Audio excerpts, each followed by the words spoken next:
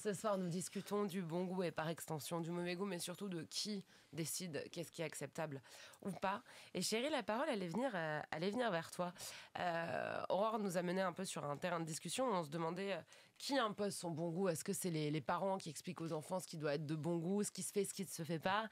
Est-ce que c'est les amis qui mettent la pression, comme dans ce que racontait Rose? Comment ça se passe un peu ce diktat du bon goût? Ouais, je pense que c'est le cercle social dans lequel on évolue. Après, le goût nous fait aussi découvrir des choses. Moi, je sais que par exemple, c'est beaucoup les pop stars américaines, Britney Spears, Lady Gaga et tout qui m'ont construite parce que, comme j'étais une petite enfant queer dans le placard, vraiment avoir construit une carapace sociale pour survivre un peu à tout mon entourage et à l'école et tout ça. Je sais que c'était quand j'écoutais Britney Spears que je me sentais moi-même dans ma chambre, la porte fermée, et ça m'a construite. Après, ça change. Quand je suis arrivée à Paris, je crois que pour me conformer, j'étais très consensuelle et je suis devenue très snob. Et là, je suis en train de me reconstruire et je réécoute les pop stars. D'ailleurs, j'en découvre des nouvelles. J'en découvre Tate McRae, c'est incroyable. Puis ouais, je recommence à regarder des films avec Dwayne Johnson, par exemple. Et j'arrête le cinéma d'auteur qui m'ennuie à mourir. Mais ouais, j'adore les blockbusters en ce moment. Donc je me reconstruis un peu après avoir été très snob et avant avoir caché aussi quand même que j'aimais les pop stars parce qu'il fallait être un garçon. C'est quoi le truc snob que t'as l'impression, ou vous avez l'impression d'ailleurs autour de la table, que les gens font semblant d'aimer ou d'apprécier? Genre moi, c'est le fait de toujours regarder en version originale. Je suis en mode les gars, arrête, c'est très agréable en VF. Oui, c'est vrai. Moi, je crois que c'est les pièces de théâtre dans le Inn à Avignon, quoi. À chaque fois, je vois les gens sortir, genre, waouh, j'ai rien compris. Je me arrêtez, vous n'avez pas compris, vous non plus, c'est impossible. Mais c'est vrai qu'il y a une injonction à aimer tout ce qui est plus dit d'auteur que le cinéma populaire, pardon, mais on ne parle jamais du succès populaire. On l'évite. Et ils ne sont pas récompensés non plus dans les cérémonies. Ça me rappelle le discours de Franck Dubosc à la dernière cérémonie. C'est des Césars. Oui, des Césars. Hyper drôle. Et à la fois, il a dit ce qu'il avait à dire, ce qui était en fait une attaque en snobisme du milieu du cinéma, quoi. Il y en a partout du snobisme. Mais même quand il y a eu un petit truc en plus qui a été le plus gros succès populaire de l'an dernier, populaire au sens de les gens se sont déplacés en masse au cinéma, ça a fait quoi, 13 millions d'entrées, je crois. Dans ces eaux-là, oui. Aucune marque n'a voulu les habiller pour Cannes. Alors que c'était le plus gros film de très très loin, donc il y a toujours ce truc. Mais je crois que c'était les gars du Splendide qui avaient dit en interview, je sais plus où à la radio, mais qui avaient dit si vous sortez un film et que Télérama et Libération l'ont aimé, ça marchera pas. Oui, c'est quoi la citation? C'est Thierry Lhermitte. Mais il dit ça, enfin, je l'aurais pas exactement non plus, mais je crois qu'on leur dit qu'ils ont... Enfin, c'est un rapport aux critiques et dit oui, mais nous, on n'a pas souvent le nom des Télérama et d'ailleurs, si on les avait, ce serait mauvais signe. Et il nous dit c'est une vraie règle, quand tu sors ton film et que tu as une critique du Monde ou de Télérama, ça veut dire qu'il n'aura pas de succès massif, quoi. Il ne va pas devenir de masse. Donc c'est quand même... et c'était une vieille interview, hein, ça fait un petit moment qu'on le sait. Et Rose, toi qui bosses sur tout ça, est-ce que tu dirais qu'il existe un bon goût populaire ou est-ce que les classes populaires ont leur propre bon goût? Oui, elles ont leur goût, en tout cas. Effectivement, ce que tu disais sur la télé, ça me touche vachement parce que moi aussi, j'ai regardé la télé à la maison. Elle est toujours allumée en permanence, même encore maintenant. Ça me fait penser, dans Friends, à un moment, il y a quelqu'un qui dit à Joey qu'elle n'a pas la télé. Et il dit, mais vous mettez vers quoi se pointent tous vos meubles? Et c'est vraiment pareil chez moi, le salon, la maison organisée, quoi, autour de ça. Et on a même c'est une cuisine ouverte, grand salon, et il y a quand même la télé dans la cuisine et dans le salon, et qu'on les éteint. Je parle de chez ma mère, là. Et donc voilà, c'est central, et j'adore là l'amour que tu as pour la télé. Pour moi, ça, c'est de la culture populaire, c'est quelque chose... C'est pas une fierté revendicative, c'est juste un amour sincère pour quelque chose. Oui, complètement. C'est simple, on demande pas plus que juste ne pas être méprisé pour ces goûts-là, quoi. Donc elle est forte, ouais. Moi, c'est ce qui m'a amené vers mes études en histoire de l'art. C'est une boîte, c'est cette boîte-là colorée, allumée sur le monde qui m'a emmené vers une culture qui n'était pas du tout la mienne. Moi, mes parents fréquentaient pas forcément les musées, les galeries d'art. Mon père a fait des études dans les beaux-arts, tout ça, donc il avait quand même un petit goût artistique. Mais je veux dire, je le redis, c'est Stéphane Bern qui m'a amené à faire des études d'histoire de l'art. et qui m'a montré que la culture, c'était pas quelque chose qui ne m'était pas réservé, mais que je pouvais fréquenter les musées, je pouvais fréquenter les galeries, que personne n'allait m'interdire de rentrer, parce que j'ai le droit de rentrer. On est tous des enfants de la République, donc on a le droit de rentrer dans les musées, et j'invite tout le monde à rentrer dans les musées. C'est important. T'as l'impression qu'il y a une frontière, justement, sur cet accès au musée je sais pas, par exemple, les gens avec qui t'étais à l'école, au collège... T'as l'impression qu'ils auraient pu, par exemple, avoir une espèce de barrière où ils n'auraient pas osé aller au musée? Non, pas comme en tout cas quelqu'un qui grandit à Paris. Quand on est dans le sud de la France, un homme, c'est un mec. C'est avant d'être un homme, c'est un mec. On doit être dur, on doit être dur, on ne montre pas ses émotions, on doit être solide, on doit fonder une famille, on doit être... voilà. Moi, je rentrais pas du tout dans ce modèle, je rentrais pas du tout dans ce moule, j'étais pas du tout dans ce cas de figure. Et les garçons de mon âge qui étaient dans l'école, quand on faisait des petites sorties scolaires, parce que ça c'est merveilleux les sorties scolaires, quand on faisait la petite sortie scolaire dans les musées, etc., ou dans les lieux culturels, ça n'avait rien à faire, ils partaient ailleurs et tout. Moi je pouvais rester scotché devant une toile des heures. Mais encore une fois, c'est la télévision qui m'a amené à ça. Parce que moi je regarde, le soir, je me branchais pas. Je veux dire, j'ai eu Facebook, les réseaux sociaux très tard. Je veux dire, moi ce qui m'intéressait c'était la télé. Parce que c'était trop beau, trop bien. C'était formidable la télé. Même, mais pas que Stéphane Bern, hein, même Michel Drucker le dimanche. Michel Drucker le dimanche est formidable. Dans son canapé rouge, il recevait tout le monde. Il était à copain avec tout le monde. J'avais envie d'être moi aussi copain avec Sheila, Sylvie Vartan et tous ces gens-là. Donc non, la télévision et la culture populaire peut amener à réfléchir plus sur ce qui on est. Il y a des émissions formidables à la télévision qui emmènent le téléspectateur à réfléchir. Il faut juste s'y intéresser. D'ailleurs, il y a un truc assez injuste qu'on attribue aux classes populaires, c'est toutes les blagues autour des écrans plats et l'idée qu'on achèterait des écrans plats avec les aides sociales et que voilà, il y a tout ce mythe un peu autour de la télé, un peu stigmatisant. Et je retrouverai jamais où je l'ai lu, mais des sociologues qui expliquaient qu'en fait les parents ils faisaient vraiment ça, c'était vraiment un acte d'amour pour leurs enfants et un acte d'ouverture sur le monde. Donc c'est leur intention première, c'est pas d'abrutir leurs enfants devant la télé. Enfin moi, à l'époque du Club Dorothée, j'avais entendu des mots, des phrases cinglantes comme ça va faire une génération de débiles, alors que c'était ce que je regardais. Donc on peut avoir ce discours-là, mais en fait l'intention au départ, c'est vraiment l'ouverture sur le monde. Oui. Moi, ça m'a ouvert sur le monde. C'était ma fenêtre sur l'extérieur. Vous avez des souvenirs aussi de télé en particulier qui ont pu justement, ou de même de films d'ailleurs populaires qui ont pu vous... On voit pas à la radio si je fais qui ont pu vous ouvrir sur des choses. Non, je sais pas trop. J'avoue que moi, la télé, c'était un peu ma phobie, mais par rapport à ce qu'on regardait. Je crois pas que ça a à voir avec le goût, c'est plus des programmes, les infos ou quoi, et c'était ma phobie. Mais tu disais que tu t'étais mis à fréquenter justement une certaine forme de hype. Tu les as souvent entendus, ces discours anti-télé, genre oui, totalement. Je traînais qu'avec des gens qui en avaient pas chez eux. Et qui en faisait une espèce de fierté quand on arrivait. Non, j'ai pas la télé, moi. Ok, ma belle, super. Mais il y avait une fierté. C'est hyper hypocrite si derrière on regarde des trucs sur nos ordi, sur nos tablettes, sur nos projecteurs. Enfin, c'est exactement. Mais je suis sûre que le temps de visionnage des extraits de télévision, des émissions en replay est équivalent à des gens qui regardent la télé. En fait, la distinction, encore une fois, c'est de dire je n'ai pas l'objet télé chez moi. Mais je la regarde toute la journée. Mais Rose, tu sais très bien comme moi que dans nos milieux justement militants, politiques, etc., évidemment que personne ne va se brancher sur TPMP le soir machin, mais que en temps bout à bout de visionnage sur Twitter, ne serait-ce que pour s'indigner, évidemment que on y a accès, totalement. On les regarde en plus ces programmes en s'indignant, donc on participe aussi à leur visibilité. Bien sûr. Moi j'ai fait semblant, pendant longtemps j'en ai pas eu de télé, mais j'en voulais une. J'en ai acheté une il y a 3 mois et ma vie a changé. C'est incroyable d'avoir une télé dans son salon. Maintenant, on peut vraiment choisir ce qu'on regarde. Donc, beaucoup de télé-réalité, je vais pas mentir. Je me suis pris un petit abonnement. Je sais pas si on peut dire les noms des choses. Oui, on n'est pas en Amérique. À part si t'es payé par la marque pour venir dire son nom. Non, je suis pas payé pour IU. C'est un truc de streaming où il y a plein de télé-réalité américaines dessus. C'est génial.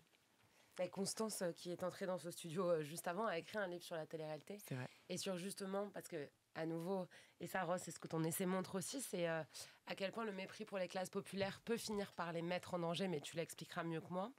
Mais en l'occurrence, ce que Constance dit sur la télé-réalité, c'est qu'en fait, il y a toujours eu des enjeux hyper importants dans la télé-réalité, que ce soit en termes de représentation et de modèle, donc avec une misogynie crasse qui est tout le temps à l'écran, dans la façon dont les couples et dont la séduction est représentée. Mais aussi que toutes ces filles là, de télé-réalité qui sont des centaines, elles ont été profondément maltraitées et qu'en fait personne ne s'y est jamais intéressé puisque la presse se pinçait le nez dessus parce que les milieux des médias sont des milieux assez snobs où il faut être chic, où il faut avoir des goûts justement un peu pointus et on va pas s'intéresser à la télé-réalité, c'est pour les bofs. Et en fait ça a mis toutes ces filles-là en danger et il y en a plein qui ont des très grosses séquelles. Et de deux, toutes les personnes qui regardaient ce qui représente énormément de monde, même si on fait semblant de ne pas le voir. Et voilà. Mais Rose, tu expliquerais mieux cette histoire de continuum. Oui, ça crée de la désensibilisation pour leur sort. Ça les déshumanise, donc on se fout un peu de ce qui leur arrive. Et je pense que la figure du beauf joue ce rôle-là, le personnage du beauf, dans tout le continuum de la violence sociale. Pour tout comprendre, il faut que je revienne au féminisme, qui fait vraiment bien les choses, j'ai envie de dire, et qui a réussi à mettre en lumière le continuum de violence. C'est quelque chose qui est quand même admis maintenant, que la violence sexiste commence aux mots qu'on utilise, aux mots qu'on n'utilise pas, et on a fait la démonstration en imposant le mot féminicide on a remplacé le mot féminicide avec le crime passionnel, et on a vu qu'il y a eu un effet de politisation derrière. Et tout ça, c'est les féministes qui l'ont fait sur les réseaux sociaux dans les années 2010. Donc, on a mis en lumière le fait que les mots avaient un impact sur la suite du continuum de violence, l'agression sexuelle, le viol, le féminicide. En fait, c'est la porte d'entrée. Si on commence à désensibiliser avec les mots, alors on rend possible le reste. Et moi, je pense que cette figure du beauf nous permet de déshumaniser les classes populaires, de nous désensibiliser à leur sort. Et au bout de la chaîne, c'est aussi la mort qu'il y a pour les classes populaires qui sont surreprésentées dans les accidents de la route, dans les accidents du travail, qui sont surreprésentées dans la mort tout simplement, avec des espérances de vie qui vont parfois jusqu'à 6 ans entre un cadre et un ouvrier. Et je trouve qu'un bon exemple en ce moment, c'est les déserts médicaux, parce qu'on en parle beaucoup et à juste titre. Il y a 6 millions de Français qui n'ont plus de médecins traitants. Moi, je viens d'à côté de Bourges, dans le Cher, et mes sœurs galèrent à trouver des médecins. Parfois, c'est 1 an de liste d'attente, c'est des vies sur liste d'attente aussi. Et il y a un exemple récent, c'est à Saint-Amand-Montrond, où ça fait 2 ans qu'il n'y a plus qu'une seule médecin et que des gens qui sont diabétiques ne peuvent pas se faire renouveler leur ordonnance. Donc, c'est des pharmaciens qui se mettent en illégalité pour renouveler les ordonnances alors qu'ils n'ont pas le droit, pour littéralement que des gens ne meurent pas. Et il y a aussi des études là qui commencent à arriver qui prouvent qu'on a une différence d'espérance de vie en fonction du fait d'habiter un désert médical ou non. Moi, d'où je viens, c'est un désert médical catastrophique. Il y en a partout, il y en a beaucoup d'autres sur d'autres territoires, mais nous, c'est vraiment très grave en ce moment. Et c'est d'ailleurs ces cas dont on parle pour illustrer la situation en ce moment. Tout ça pour dire que déjà commencer à faire une blague sur les beaufs, ça permet de désensibiliser à leur sort. Parce qu'on se dit, oui, ils avaient qu'à bouger. Oui, mais enfin, c'est un territoire de plouc. Oui, mais ils ont qu'à bouger à la ville pour se faire soigner. Voilà, il y a quelque chose de cet ordre-là où on les voit moins comme des humains. Et parce qu'en plus, tu as la déshumanisation, et ce que tu décris aussi, c'est des blagues qui en fait viennent leur coller des traits de caractère. Oui. Ils savent pas gérer leur argent, ils sont paresseux. Et puis, ils méritent pas aussi en un sens, puisqu'ils ont des idées politiques de merde. Oui, on est en train de... Enfin, le beauf, c'est une essentialisation, mais c'est aussi quelque chose qui n'existe pas. Enfin, on lui attribue tellement de traits qu'au final, d'un point de vue sociologique, il n'existe pas. Mais le personnage permet, bouc émissaire, qu'on déteste, permet, au bout de la chaîne, qu'on se désolidarise un peu de leur sort. Et peut-être pour faire un truc plus précis, j'y ai pensé là récemment. Moi, j'ai bossé à la SNCF. Il y a des agents SNCF qui sont ouvriers, qui font les 3-8, qui travaillent le dimanche, les jours fériés. Les conducteurs, statistiquement, ils vont avoir un accident de personne, comme on dit. On va rouler sur quelqu'un, au moins une fois dans leur carrière. Donc ça peut être plus, ça peut être moins. Et on a fait un travail de sape du personnage des cheminots qui est devenu, au fil des années, avec le discours libéral, des fainéants, des assistés, des gens qui avaient plus de droits. Et ce travail de sape sur le personnage a fait que quand le gouvernement arrivait pour démanteler leur statut, on s'est dit, oui, enfin bon, en même temps, c'est des assistés. Voilà, le travail avait été fait, on les a plus vus comme des ouvriers, on n'a plus vu leur classe sociale, on les a vus comme ayant des caractéristiques morales et culturelles méprisable. Et du coup, on a laissé faire tous collectivement ce démantèlement.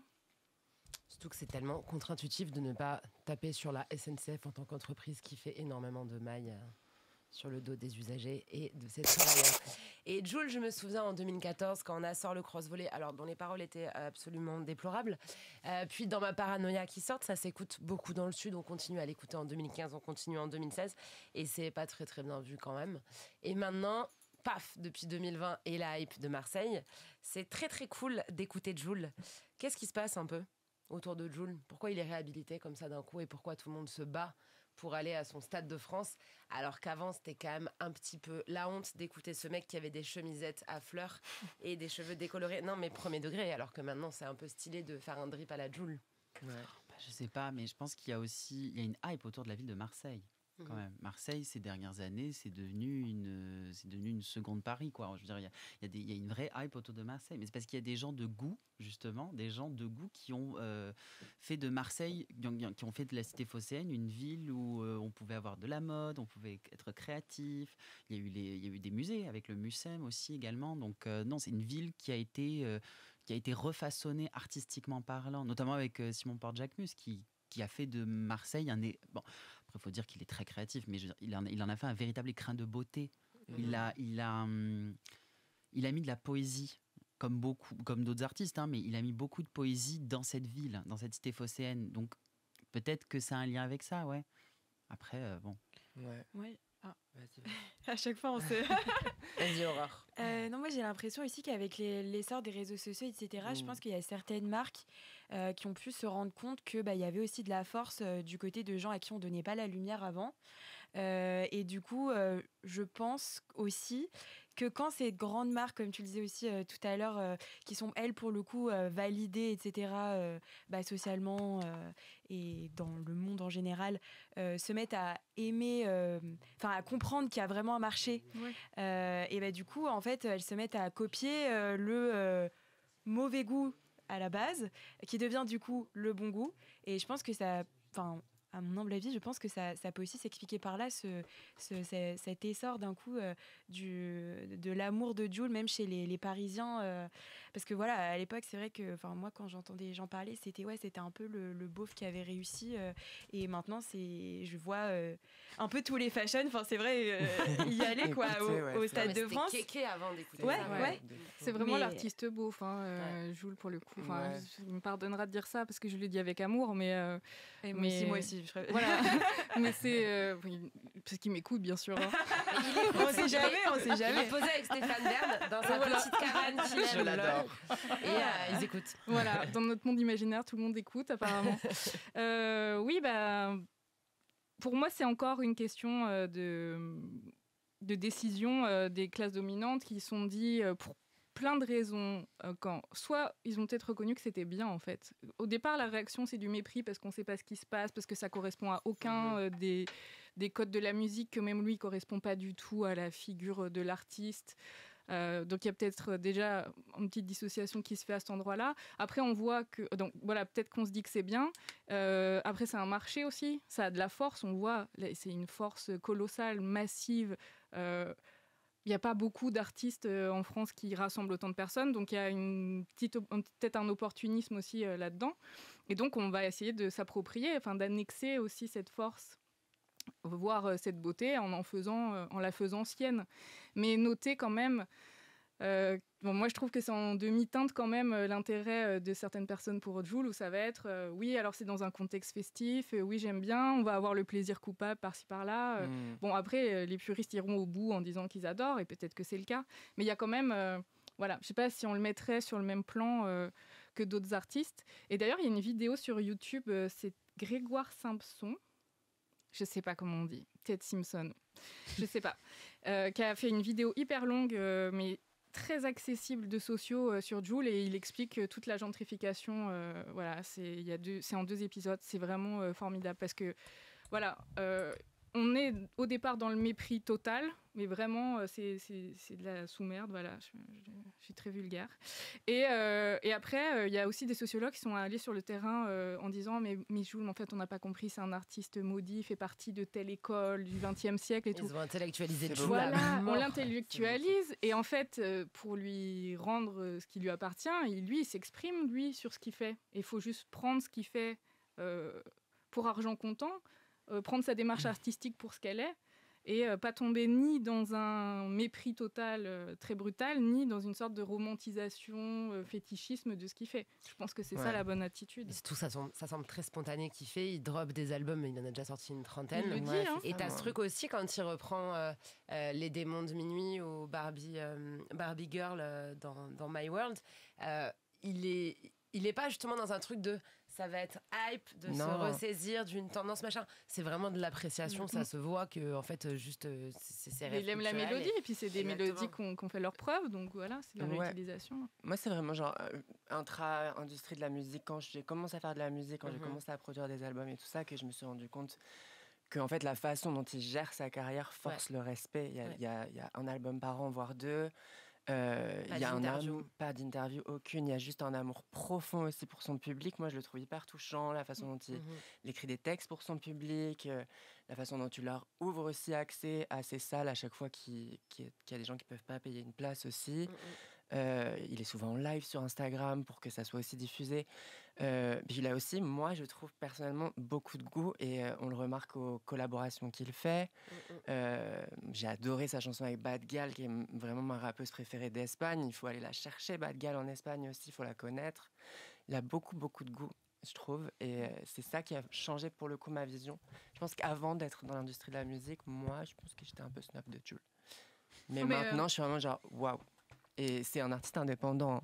C'est un artiste qui est juste en distribution et qui gère tout avec sa propre équipe et tout ça. Enfin, c'est exceptionnel en vrai.